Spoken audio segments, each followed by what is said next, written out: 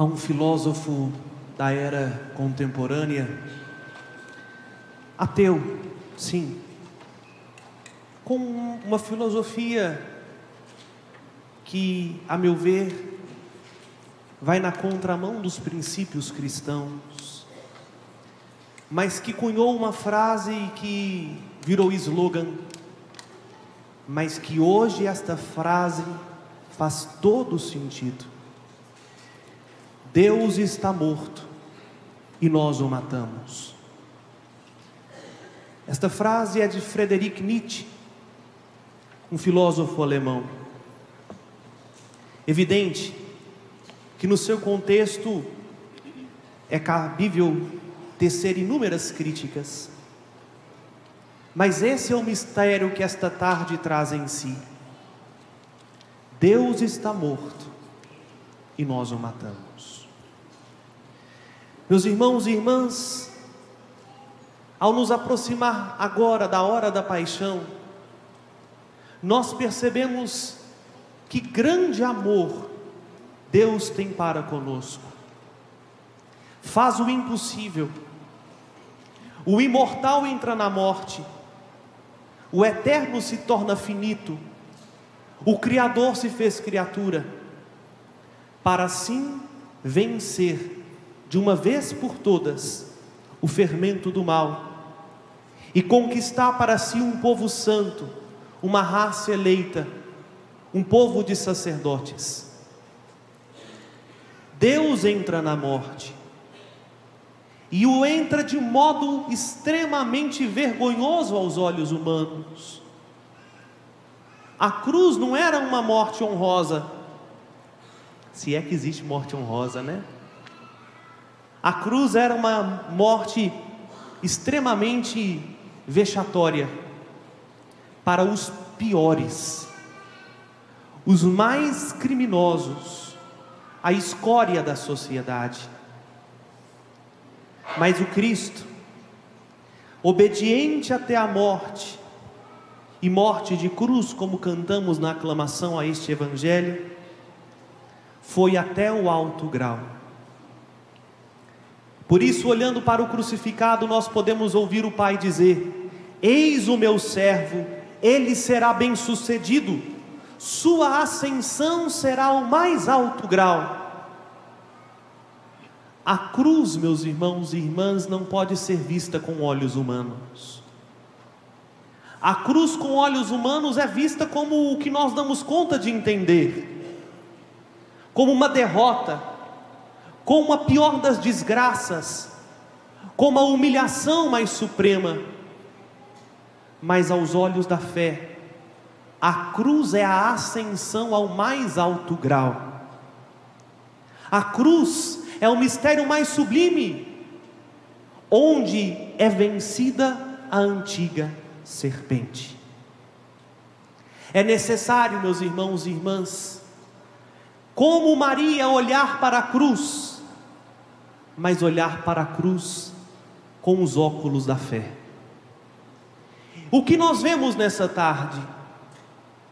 Vemos uma profunda batalha, que o coral vai cantar daqui a pouco. Uma batalha que começou lá no jardim da criação, quando o homem, instigado por Satanás, ao lado de um madeiro, perde a amizade com o seu Criador, perde, portanto, a vida eterna. E então a antiga serpente, o assassino desde o início, como vai nos dizer o livro do Apocalipse, aquele que veio para matar, roubar e destruir, cuja fúria não é contra os seres humanos, mas é contra o próprio Deus, se coloca como vitorioso. Agora, outro homem, junto de outro madeiro, vence a antiga serpente. É necessário que, como João, interpretemos a paixão de Jesus pela ótica da fé. E João tem feito isso com muita profundidade. Lembremos quando Jesus vai para o deserto, e assim começamos a quaresma. ficou 40 dias e 40 noites no deserto, foi tentado pelo diabo, e o evangelista diz: Satanás afastou-se de Jesus para voltar na hora oportuna. A melhor tradução seria em grego, porque a hora oportuna é kairos. Ora, o tempo da graça é agora, onde o Filho está crucificado. O combate entre a vida e a morte acontece na cruz, entre Deus e essa criatura tão soberba, tão orgulhosa, Satanás, acontece na cruz.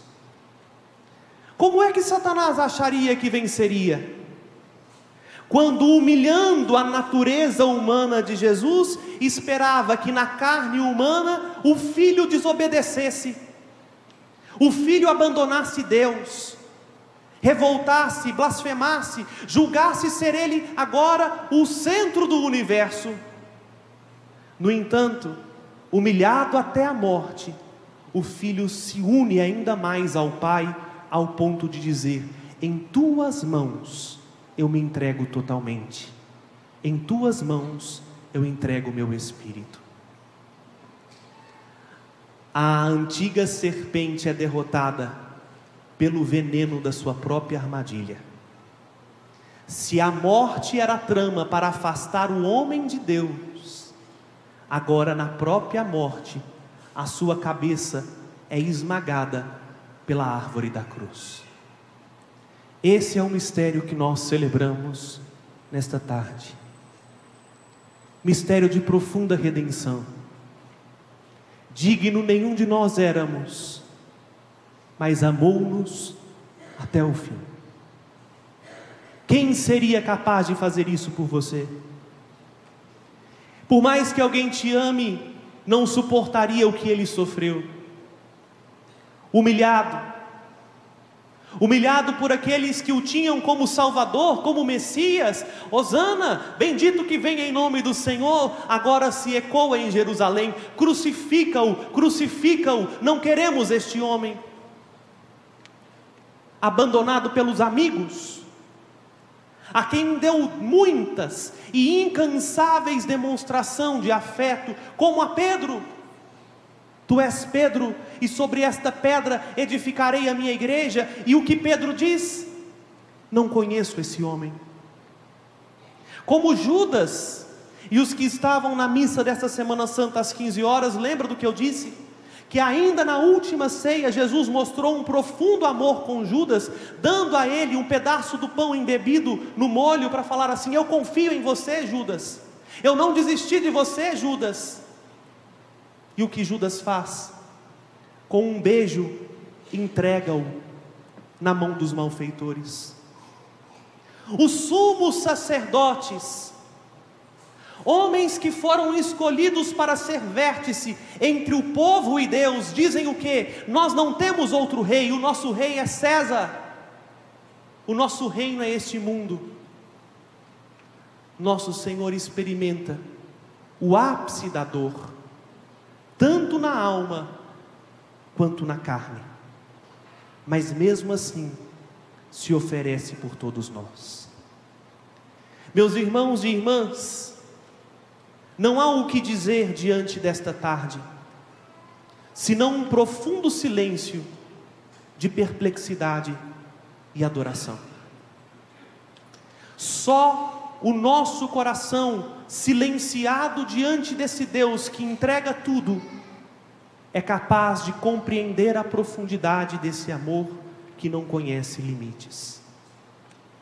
Gostaríamos hoje de celebrar algo mais solene, mais festivo, mas o Pai optou por algo mais sóbrio, porque somente a dor faz com que nós silenciamos o nosso coração. Nos barulhos do mundo, a gente nem lembra de Deus. Nas alegrias, nas festas, no oba-oba, é muito fácil nos perdermos.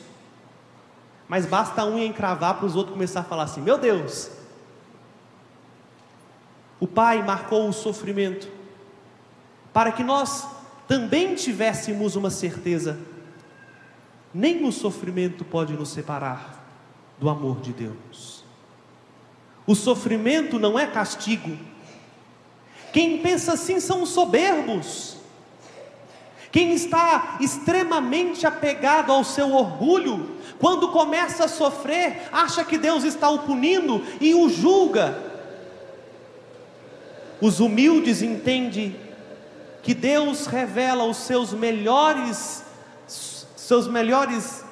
dons, sua maior graça, àqueles que estão dispostos também a condividir o seu sofrimento e a sua dor.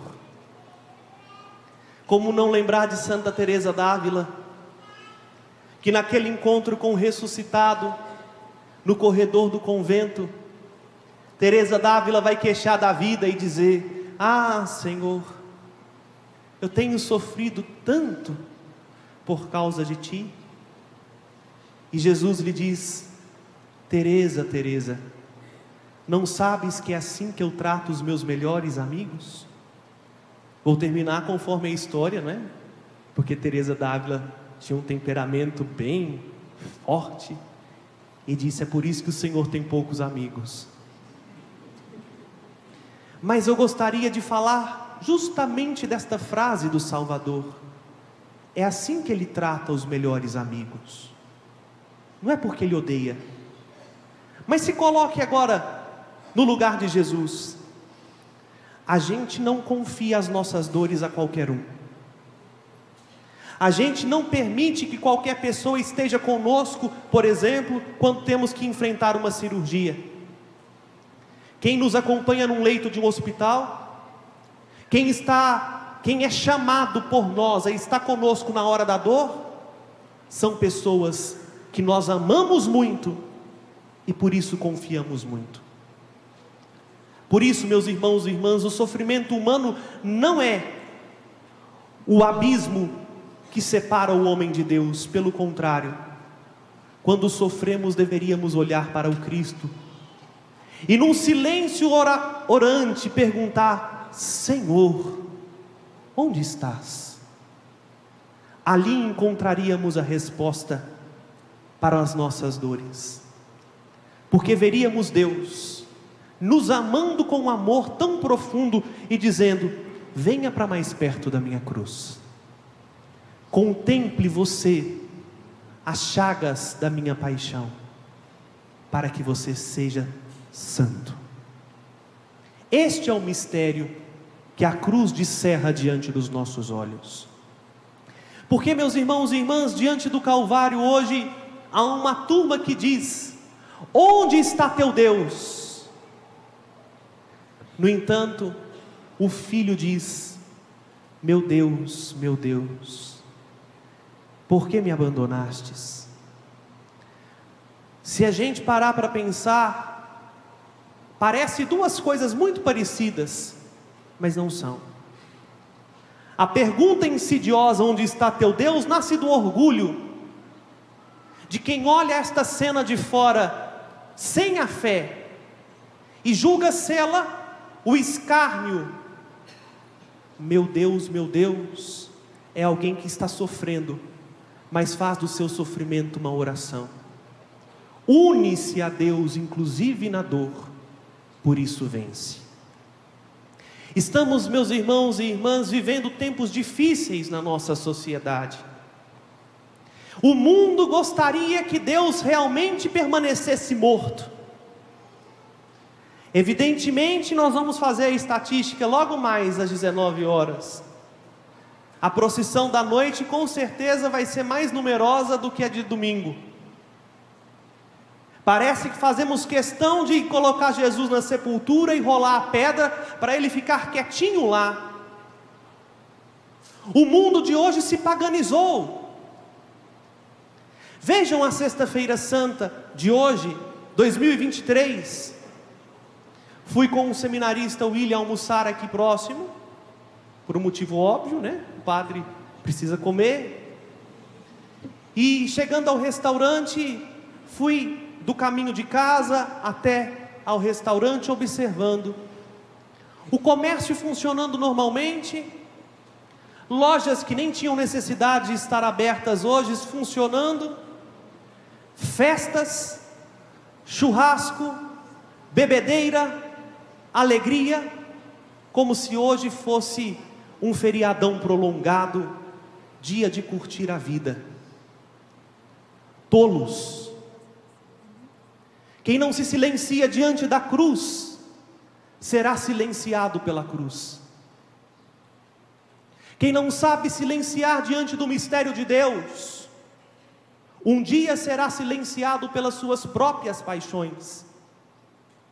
E isso, meu filho e minha filha, não é, vamos dizer assim, um ressentimento ou um saudosismo do Padre, não, porque na cruz seremos julgados.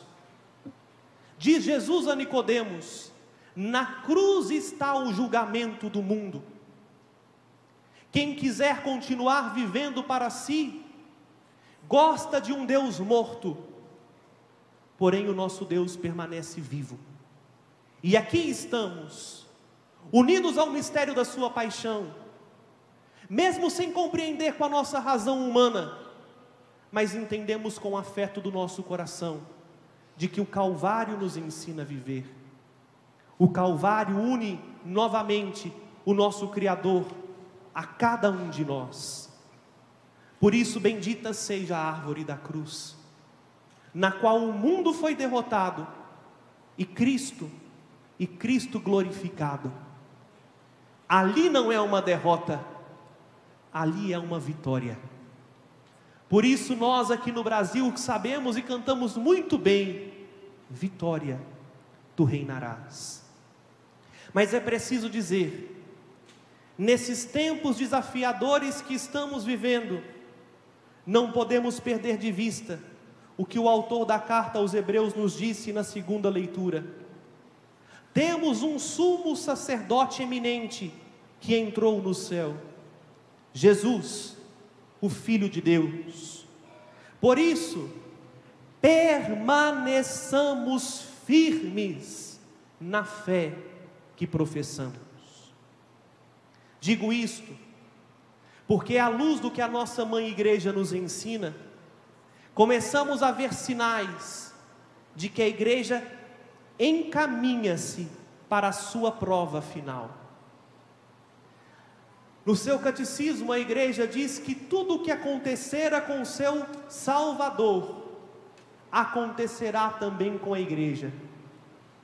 Tal como o nosso Senhor foi perseguido, ao longo dos séculos a igreja tem sido duramente perseguida. Tal como o nosso Senhor foi humilhado, a igreja tem sido e continuará sendo humilhada.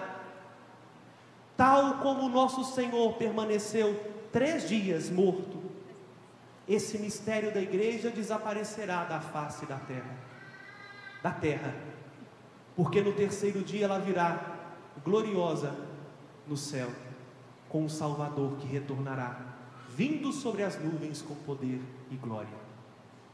Digo isso porque, olhando o mundo hoje que se esquece da paixão de Jesus, nós percebemos: nosso Senhor está sendo esquecido, nosso Senhor está sendo abandonado.